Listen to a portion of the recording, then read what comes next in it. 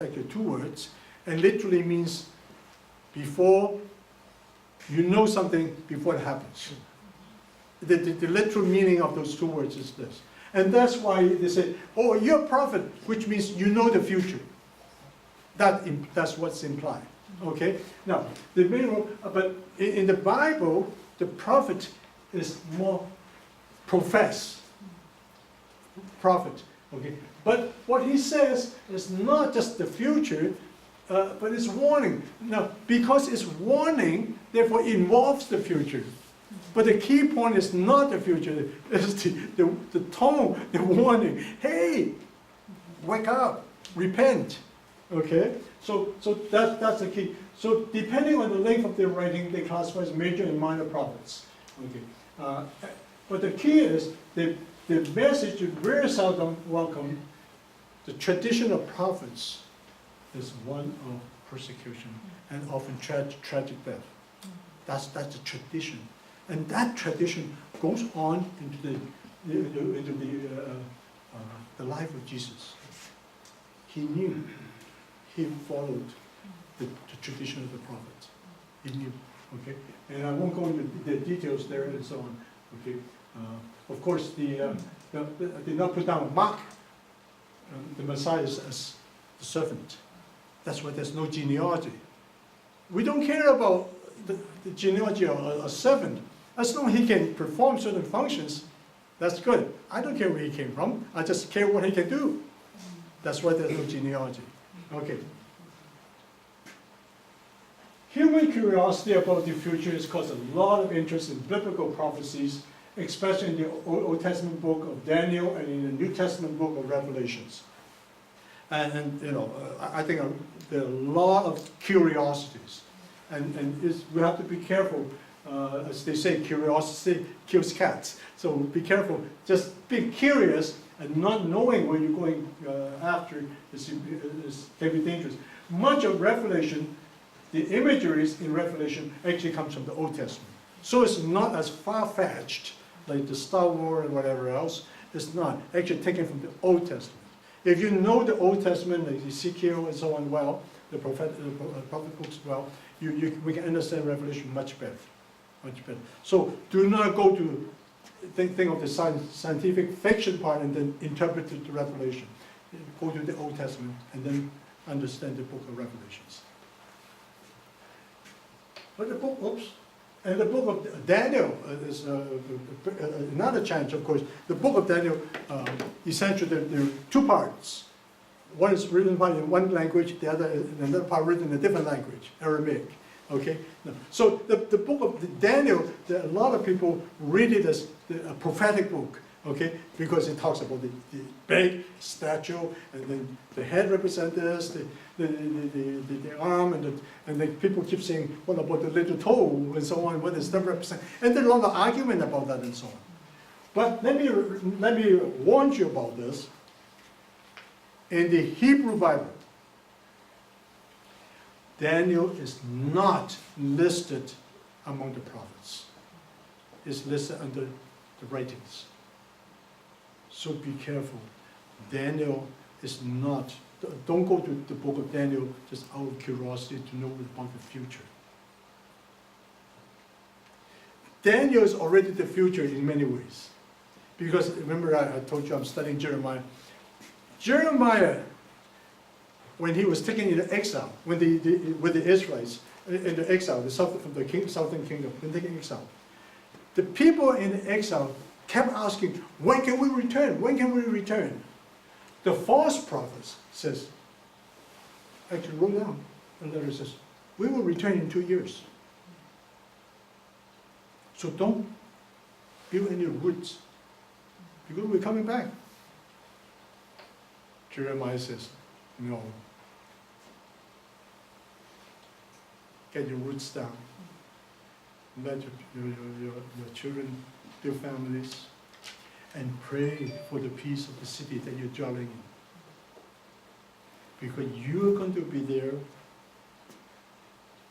not for 2 years, it's going to be for a long time, like more than 49 years or whatever. Daniel, many years later, read about Jeremiah's prophecy.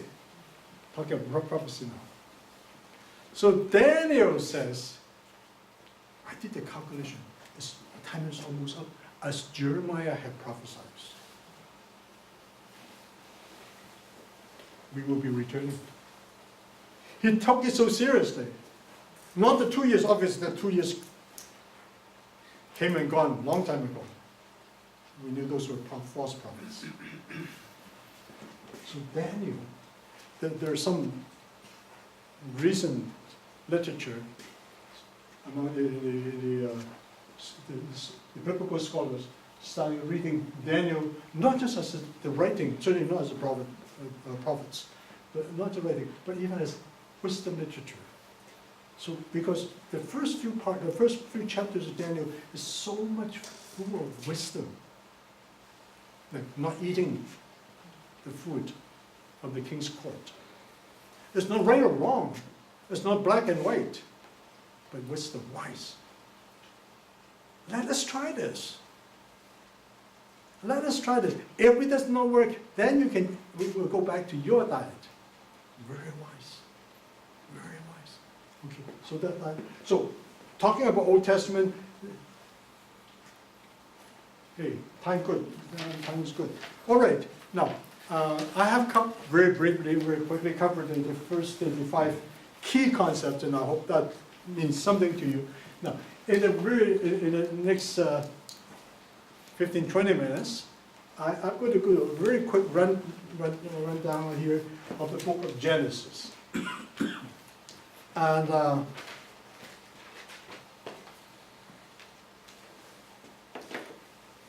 the first 5 books in the Old Testament, I'm going to use the word Old Testament now, Old Testament, the first 5 books are the books written by Moses. And the first 5 books of the New Testament, the 4 Gospels and the Acts of the Apostles. Those 5 books in the Old Testament and those 5 books in the New Testament, they actually, together, they form the foundation of the whole Bible. If we read the 4 Gospels, you will realize how many times Jesus quoted the Old Testament. When the New Testament says, the Scripture says, of course that's the Old Testament you're talking about. At that time there was no New Testament. When Jesus was tempted in the desert, he quoted the Old Testament. He quoted Deuteronomy. He knew that was my favorite book. He quoted that. See? And it's so important. So, the 5 books, the first 5 books of the Old Testament and the first 5 books of the New Testament, together, they form the backbone of the whole Bible. They provide the principles of the whole Bible.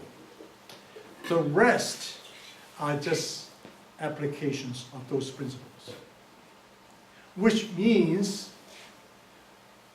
however we interpret those applications, the other books, the applications, our interpretation must not contradict the principles here. In the medical school, we spent, like if it's a 4 years 4 years training medical school curriculum, we spend first 2 years on the principles, which are boring, and then the 2 years of application, which is a little bit more lively. Okay, but you have to know the principles first. Otherwise, you cannot say, I like to take care of my patients right away. I'm going to kill them. Can't do that. So you have to know. So principles first, and then the application. If we jump to the applications without knowing the principles, without having a base firmly rooted in the principles, we'll get in trouble. When I thought about this kind of structure, I wasn't sure that's true. I asked many people. Some answered me right away, and some answered me after they thought over it. They all the answers I got, it can be interpreted that way. It's okay, you can do it that way. Which means all the other books must not contradict these 10 books. As a matter of fact, you will not contradict the first 5 books, because the first 5 books of the New Testament are actually taken from that, literally. Okay, quoted from that. After I proposed that structure of understanding the Bible as a whole, I got very scared. I tell you why. Because I knew the first 5 books of the New Testament, but I did not know my first 5 books so well in the Old Testament. I prayed very hard. This is quite a few years ago. I prayed very hard. God, is that really your plan of the Bible? The more I read it, the more I'm convinced that's the plan. And I got sort of prompted me to say, hey, now's the time for you to read the first 5 books of the Bible well. Which I'm trying. So I'll encourage you, not just to know about the misconceptions and so on, not just correct a few concepts, but spend time on the first 5 books of the Bible. Because that's the foundation of our faith, our religion, of Christianity. We always say we put a lot of emphasis on God's word and so on. That's how we do it in action. Okay. All right. Genesis. Genesis, very often when we think about Genesis, we think of, especially chapter 1, we think about evolution right away. Now, I want you to, for a minute, put aside all those thoughts. That's why I put a rereading of Genesis, because I want you to put aside all the other thoughts. I've been told, well, when I had to, at one time I was teaching some, I'm retired now. I used to be a professor of the internal medicine, associate professor of internal medicine. So I had to teach people who already have the MD degrees. I have to teach them how to use the stethoscope. You say, no, Clement, that's not right. They already learned it there. You know what? I have to deprogram them and learn again. Time again. Not everyone, mind you. Some of them have picked up some bad habits already. Right? You have to truly deprogram them and start from basics. That's what I want you to do today with Genesis. Just put aside what you learned for now, just for now, okay?